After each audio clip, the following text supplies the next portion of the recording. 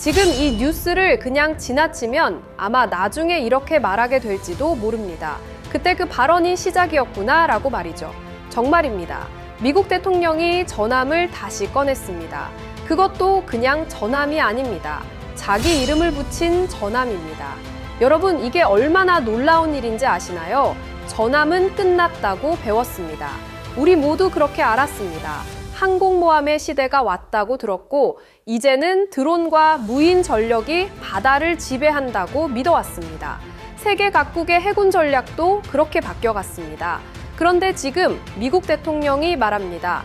전함이 돌아온다고요? 이게 대체 무슨 일인가요?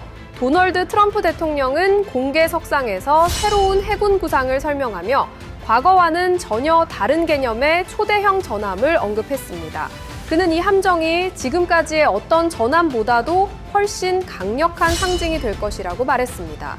여기서 한 가지 분명히 해야 할 게 있습니다. 이 발언이 실제 건조 확정을 의미하는 것은 아닙니다. 아직까지는 구상 단계입니다. 하지만 단순한 말 한마디 치고는 파장이 너무나 큽니다. 왜냐하면요, 이 발언과 함께 전 세계가 예상하지 못한 이름이 등장했기 때문입니다. 바로 한국입니다. 네, 우리 한국입니다. 트럼프 대통령은 자신의 해군 현대화 구상, 이른바 황금함대 이야기 도중 차세대 프리기함, 즉 호위함 분야에서 한국 기업과의 협력을 언급했습니다. 그리고 그 기업으로 한화를 직접 거론했습니다. 여기서부터입니다. 여기서부터 이 이야기는 완전히 달라집니다. 이건 더 이상 미국 내부 정치용 발언이 아닙니다. 이건 미국 해군력 재건 논의에 한국이 공식적으로 등장한 장면이기 때문입니다. 세계 최강 해군의 미래를 정하는 대화 속에 한국이 직접 언급된 것입니다. 이게 왜 이렇게 중요할까요? 트럼프 대통령은 한화가 2023년 미국 필라델피아 조선소를 인수하고 대규모 투자를 단행한 사실을 언급하며 미국 조선산업에 기여하고 있다고 평가했습니다. 이 역시 특정 함정의 건조를 확정한 발언은 아니지만 협력 가능성을 공개적으로 인정한 매우 이례적인 장면입니다. 생각해보세요.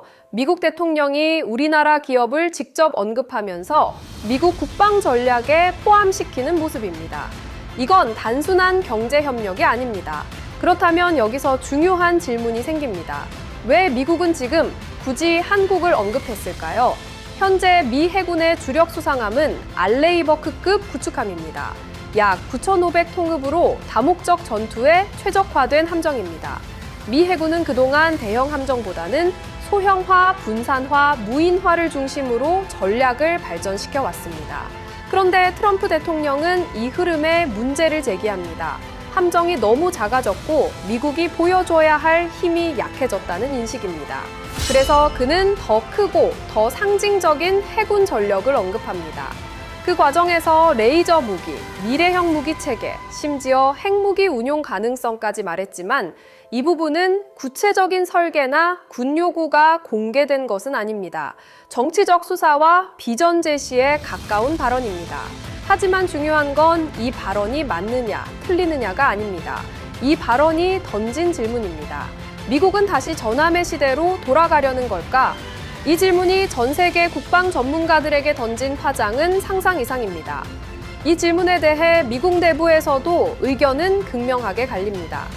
일부 군사 전문가들은 대형 전함이 현대 해전에 맞지 않는다고 말합니다.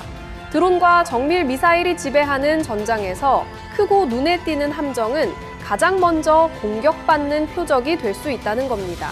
이건 너무나 분명한 논리입니다. 미 해군이 그동안 분산 전력을 강조해온 이유도 바로 여기에 있습니다. 많고 작은 전력이 적의 공격을 분산시키는데 더 유리하다는 판단이었습니다. 이건 현대 전술의 기본입니다. 하지만 반대 의견도 만만치 않습니다. 일부 전문가들은 트럼프 대통령이 말한 전함을 과거 2차 세계대전식 전함으로 이해해서는 안 된다고 말합니다. 이들이 말하는 차세대 전함은 항공모함을 보호하고 장거리 정밀 타격을 수행하는 해상 플랫폼에 가깝다는 분석입니다. 즉, 논쟁의 핵심은 이겁니다. 이 구상이 과거로의 회귀인지 아니면 전혀 다른 방향의 진화인지는 아직 아무도 모른다는 점입니다. 과거로의 퇴행인가 아니면 미래로의 비약인가 아무도 확신할 수 없습니다. 그리고 이 불확실한 논쟁의 한가운데에 한국이 있습니다. 미 해군의 차세대 함정 논의에서 한국 기업이 언급됐다는 사실은 한국 조선 기술이 더 이상 주변이 아니라 핵심 변수로 들어왔다는 뜻입니다.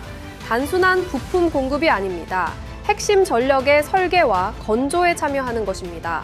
물론 지금 단계에서 확정된 것은 없습니다. 전함 건조도, 황금함대도 모두 예산과 의회 승인, 그리고 미 해군의 전략적 판단을 거쳐야 합니다.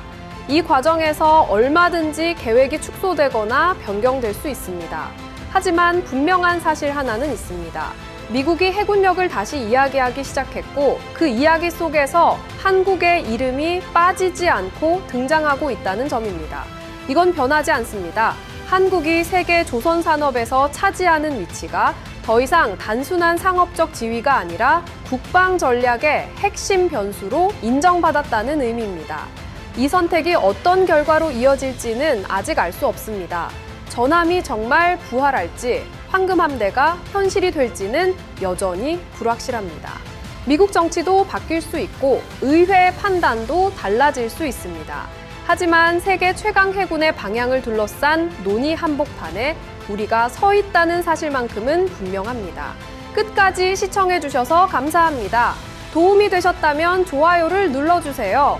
다음 편이 궁금하시다면 구독을 눌러주세요. 뜨겁고 맛있는 이슈만을 보도하는 이슈패커였습니다.